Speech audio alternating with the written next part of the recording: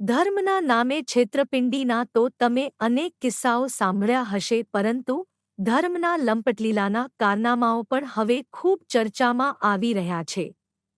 રાજકોટના ઉપલેટાના ખીરસરા ગામે વધુ એક લંપટ સ્વામીની પાપલીલા સામે આવી છે. ધર્મ સ્વરૂપદાસ નામના આ સ્વામી પહેલા તો એક યુવતી સાથે નકલી લગ્ન કર્યા બાદમાં વારંવાર તેમના પર દુષ્કર્મ આચર્યું. એટલું જ નહીં, યુવતીને ગર્ભ રહી જતા બળજબરીપૂર્વક ગર્ભપાત પણ કરાવ્યો. રાજકોટ જિલ્લાના ઉપલેટા તાલુકાના ખીરસરા ગામે આવેલો આ સ્વામિનારાયણ ગુરુકુળ છે. કહેવામાં તો અહીં ધર્મની શિક્ષા આપવામાં